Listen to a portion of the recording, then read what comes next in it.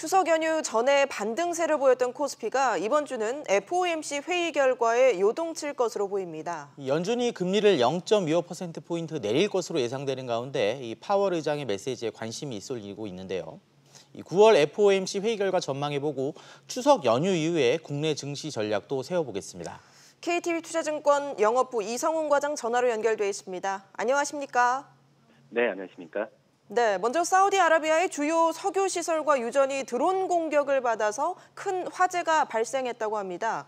이로 인해서 원유 생산 절반이 차질을 빚게 될 것으로 보이는데 국제 유가도 영향이 있겠죠? 네, 우선 사우디아라비아 구경에서 말씀하셨듯이 아람코죠. 석유 시설 두 곳이 예멘 반군에 드론 공격 받아서 가동이 점점 잠정 중단됐다고 볼 수 있겠는데요. 역시 이 정도 아람코 같은 경우는 작년에 하루 700만 배럴 이상의 원유를 수출했습니다.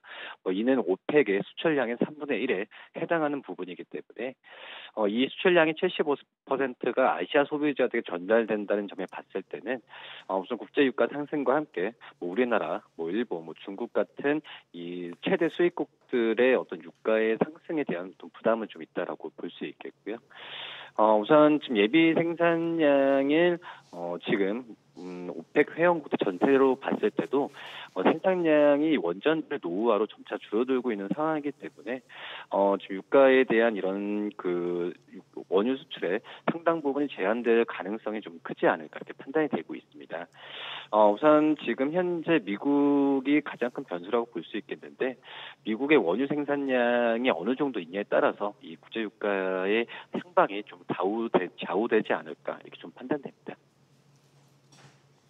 이번 주 미국 영준이 FOMC 회의를 열고 기준금리를 결정할 예정입니다. 금리나 기대감이 지금 큰 가운데 어떻게 지금 전망을 하고 계시는지요? 네, 지금 현재 상황에서는 FOMC 정례 회의에서는 기준금리 인하가 유력한 상황이라고 좀 볼 수 있겠고요. 우선 0.25%를 인하하냐, 0.5%를 인하하냐 이 부분이 가장 화두이지 않을까 판단이 되고 있습니다. 특히 이제 제롬 파월 연준 의장이 FOMC 이후 기자회견에 또 어떤 메시지를 전달할지가 더 크다라고 볼 수 있겠고요.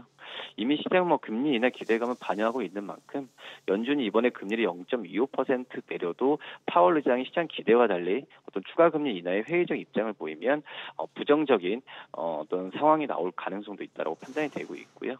우리나라 같은 경우도 17일에 금통위 열리는데 금통위도 지난달에 기준금리를 1.5% 동결했는데 10월에 추가 금리 인하가 이루어질 것이라는 가능성이 좀 크면서 이번 FOMC 회의의 결과도 굉장히 중요하지 않나 이렇게 보입니다. 네, 미국과 중국의 무역 협상은 순항하는 모습인데요. 다음 달로 예정된 이 고위급 무역 협상을 앞두고 이번 주에 실무팀이 만날 예정이라고 합니다. 증시에 긍정적인 요인이 될까요? 네, 지금 현재 상황에서는 긍정적인 상황으로 가고 있지 않나 이렇게 판단이 됩니다. 우선 유화적인 제스처를 양국 간에도 주고받고 있는 상황이라고 볼 수 있겠고요.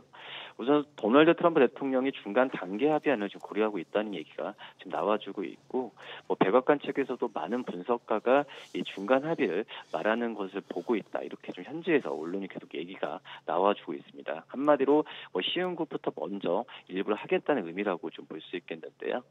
중국 같은 경우에도 이런 부분에 있어서 미국산 추가 관세 부과 대상에서 대두와 돼지고기 등 일부 농축산물을 제외할 것이라는 보도가 나와주면서 어떤 스몰딜이라고 하더라도 어떤 유화적인 상황으로 지금 시장에서는 예측을 하고 있다 이렇게 좀 생각이 좀 되고 있습니다. 마지막으로 추석 연휴를 마치고 돌아온 국내 증시 주요 경제 지표와 이 투자 전략까지 부탁드리겠습니다. 네, 우선 경제 지표로 봤을 때 역시 미국의 FOMC 정례 회의가 굉장히 좀 중요하다라고 좀 판단이 되고 있고요. 지금 현재 봤을 때 우리나라 증시 같은 경우에 우선 FOMC의 금리 정책에 따라서 코스피 시장에 상방이 구체화될 가능성이 있다라고 좀 생각이 되고 있고, 우선 추석 이후에 예정됐던 FOMC 통화 정책에 대한 기대감은 유효하기 때문에 주 초 같은 경우에 상승력을 계속 갖고 가지 않을까 이렇게 좀 판단이 되고 있습니다. 미국과 중국의 무역 협상 체계, 또 브렉시트 연기, 한국과 일본의 무역 분쟁의 소강 상태 진입 등은 여러 가지 주식시장 긍정적이라고 좀 볼 수 있겠고요. 그렇기 때문에 주식 비중을 늘리면서 어떤 실적 그리고 과대 낙폭주 위주로 해서 시장에 대한 매수 관점을 갖고 가는 것이 유리하지 않나 이렇게 생각이 듭니다. 네, 지금까지 KTB 투자증권 영업부 이성훈 과장 연결해서 이번 주 증시 전략 세워봤습니다. 말씀 고맙습니다. 네, 감사합니다.